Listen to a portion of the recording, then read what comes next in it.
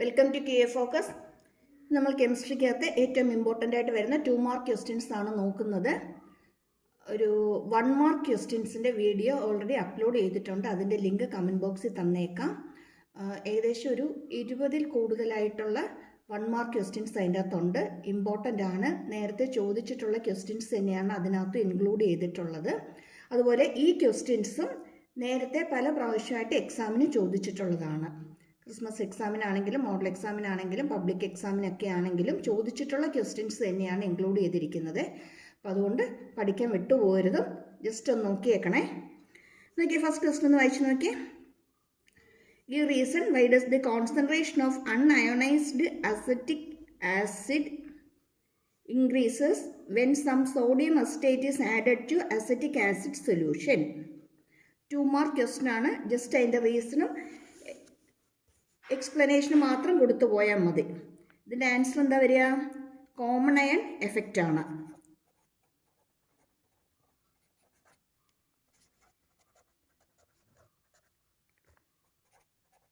One mark question ആണെങ്കിൽ just ഇത് മാത്രം നിങ്ങൾ എഴുതിയാൽ മതി. ഇനി 2 മാർക്ക് ക്വസ്റ്റ്യൻ ആണെങ്കിൽ ജസ്റ്റ് അതിൻ്റെ ഒരു ചെറിയൊരു എക്സ്പ്ലനേഷനും കൂടി, ഒരു 1 മാർക്കിനുള്ളതും കൂടി നമ്മൾ അതിൻ്റെ കൂടെ ആഡ് ചെയ്തേക്കണം. Dissociation of acetic acid is acetic acid suppressed by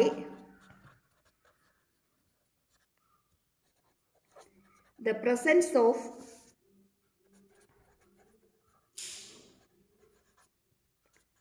CH3COO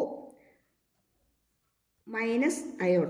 അതായത് CH3CO മൈനസ് അയോണിൻ്റെ പ്രസൻസ് കാരണം ഈ അസറ്റിക് ആസിഡിൻ്റെ ഡിസോസിയേഷൻ സപ്രസ് ചെയ്യുന്നു. അതുകൊണ്ടാണ് അവിടെ എന്തിൻ്റെ കോൺസെൻട്രേഷൻ കൂടുന്നത്? അൺഅയോണൈസ്ഡ് ആയിട്ടുള്ള, അയോണൈസ്ഡ് അല്ലാത്ത അസറ്റിക് ആസിഡിൻ്റെ കോൺസെൻട്രേഷൻ കൂടുന്നത്. 1 മാർക്ക് ക്വസ്റ്റ്യൻ ആണെങ്കിൽ ജസ്റ്റ് ഇത് മാത്രം നിങ്ങൾ എഴുതിയാൽ മതി. 2 മാർക്ക് ക്വസ്റ്റ്യൻ ആണെങ്കിൽ അതിൻ്റെ ജസ്റ്റ് ഇതിൻ്റെ എക്സ്പ്ലനേഷനും കൂടി ഒന്ന് ആഡ് ചെയ്തേക്കണം. ഓക്കെ, ദെൻ നെക്സ്റ്റ് ക്വസ്റ്റ്യൻ നോക്കിയേ. ഈ താഴെ തന്നിരിക്കുന്നത് റിഡോക്സ് റിയാക്ഷൻ ആണോ അല്ലയോ എന്ന് എഴുതാനാണ് ചോദിച്ചിരിക്കുന്നത്. ഇവിടെ നമുക്ക് ഇവിടെ വാട്ടർ മോളിക്യൂളിൻ്റെ കേസ് എടുക്കാം. H2O അല്ലേ? H2O എന്ന് പറയുമ്പോൾ ഇത് +1 ആണ്, ഇത് -2 ആണ്. അതേപോലെ ഇവിടെ തന്നിരിക്കുന്നത് ആരാ? ഫ്ലൂറിൻ അല്ലേ? ഫ്ലൂറിൻ F2 എന്ന് പറയുമ്പം അത് 0 ആണ്. ഓക്സിഡേഷൻ നമ്പർ 0 ആണ് വരുന്നത്. ഇനി ഈ സൈഡിലേക്ക് വരുമ്പോഴത്തേക്കും ഇവിടെ ഫോം ചെയ്തിരിക്കുന്നത് HF ആണ് അല്ലേ? HF എന്ന് പറയുമ്പോഴത്തേക്കും അവിടെ Fൻ്റെ ഓക്സിഡേഷൻ നമ്പർ -1 വരും.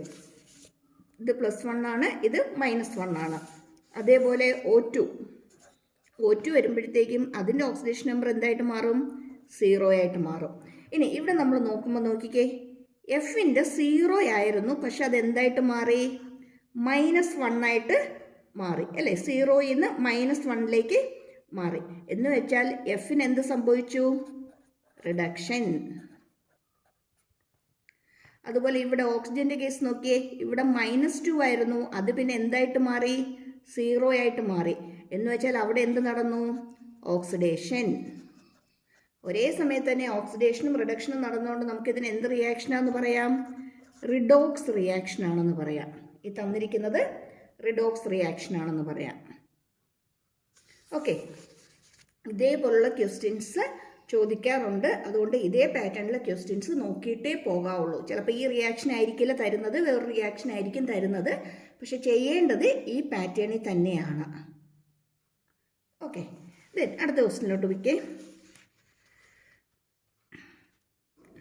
Choose the suitable reagents for preparing acidic ബഫറും കിട്ടണം, ബേസിക് ബഫറും കിട്ടണം. നമുക്കിവിടെ കുറച്ച് റിയേജൻസ് തന്നിട്ടുണ്ട്. ഇതിനകത്ത് ഏതൊക്കെ എടുത്തു കഴിഞ്ഞാൽ നമുക്ക് അസിഡിക് ബഫർ കിട്ടുമെന്നും ഏതൊക്കെ എടുത്തു കഴിഞ്ഞാൽ ബേസിക് ബഫർ കിട്ടുമെന്നാണ് നമുക്ക് കിട്ടേണ്ടത്. ഈ അസിഡിക് ബഫറും ബേസിക് ബഫറും റിലേറ്റ് ചെയ്ത് വരുന്ന ക്വസ്റ്റ്യൻസ് 1 മാർക്കിൻ്റെയും 2 മാർക്കിൻ്റെയും ഒക്കെ ആയിട്ട് ഒത്തിരി ചോദിച്ചിട്ടുണ്ട്.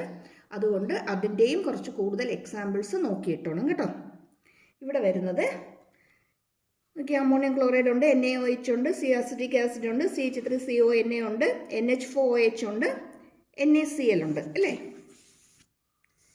നമുക്ക് അസിഡിക് ബഫർ കിട്ടാൻ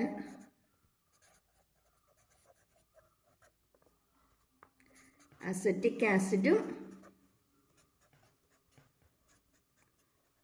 സോഡിയം അസിറ്റേറ്റും CH3CONa. അതുപോലെ ബേസിക് ബഫറാണ് വേണ്ടതെങ്കിൽ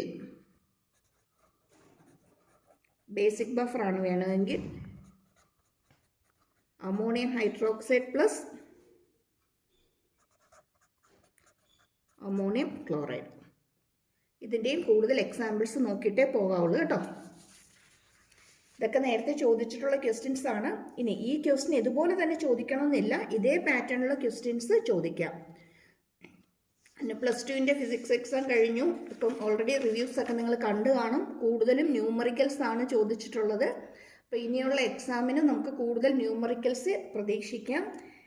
ഈ തന്നിരിക്കുന്ന 2 ക്വസ്റ്റ്യനും നേരത്തെ ബോർഡ് എക്സാമിനും ചോദിച്ചിട്ടുള്ള ക്വസ്റ്റ്യൻസ് തന്നെയാണ്. ഇതേ പാറ്റേണിലെ ക്വസ്റ്റ്യൻസ് തന്നെ ക്രിസ്മസ് എക്സാമിനും മോഡൽ എക്സാമിനും ഒക്കെ റിപ്പീറ്റ് ചെയ്ത് ചോദിക്കാറുള്ളതാണ്.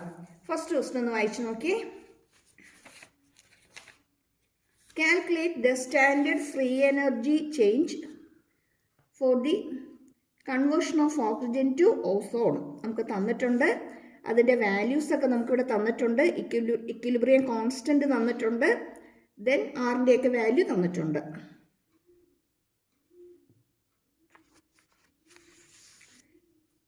ഡെൽറ്റ ജി ഫൈൻഡ് ഔട്ട് ചെയ്യാനുള്ള ഇക്വേഷൻ എന്ന് പറയുന്നത് -RT log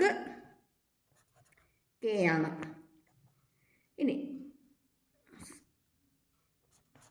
നാച്ചുറൽ ലോഗാണ്, LN ആണ്, നാച്ചുറൽ ലോഗാണ്.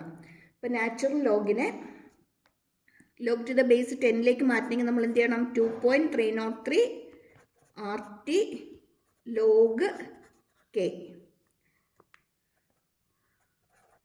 303 R നമുക്ക് തന്നിട്ടുണ്ട്. 8.14 ആണ്. ടെമ്പറേച്ചർ ക്വസ്റ്റിന് തന്നിട്ടുണ്ട്. നോക്കിയേ, 298 kelvin. 298 log equilibrium constant value നമുക്ക് തന്നിട്ടുണ്ട്. 2.47 × 10⁻⁻24.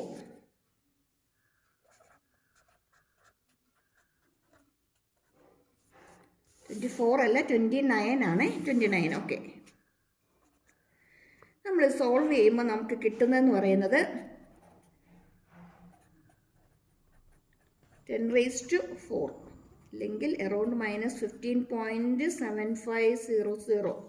അറൗണ്ട് ഈ വാല്യൂ ആണ് നമുക്ക് കിട്ടുന്നത്. കറക്റ്റ് വാല്യൂ 7522 ആണെന്ന് തോന്നുന്നു കേട്ടോ. 22 ആണ് വരുന്നത്. അറൗണ്ട് ഈ വാല്യൂ ആണ് നമുക്ക് കിട്ടുന്നത്. ജസ്റ്റ് കാൽക്കുലേറ്ററിൽ ഒന്ന് ചെയ്ത് നോക്കിയാൽ മതി. ഓക്കെ. ദെൻ അടുത്ത ക്വസ്റ്റ്യൻ നോക്കിക്കേ.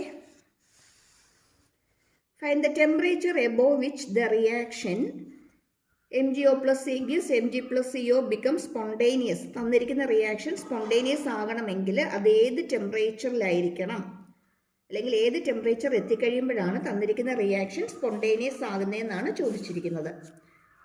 ടെമ്പറേച്ചർ ഫൈൻഡ് ഔട്ട് ചെയ്യാനുള്ള ഇക്വേഷൻ എന്ന് പറയുന്നത് ΔH/ΔS ആണ്. ΔH/ΔS ആണ്. നമുക്കിവിടെ ക്വസ്റ്റ്യൻ ΔHഉം ΔSഉം ഒക്കെ തന്നിട്ടുണ്ട്. പക്ഷെ ഒരു കാര്യം ഒന്ന് നോട്ട് ചെയ്തേ. ΔH എന്ന് പറയുന്നത് കിലോ ജൂളിലാണ് തന്നിരിക്കുന്നത്. ΔS എന്ന് പറയുന്നത്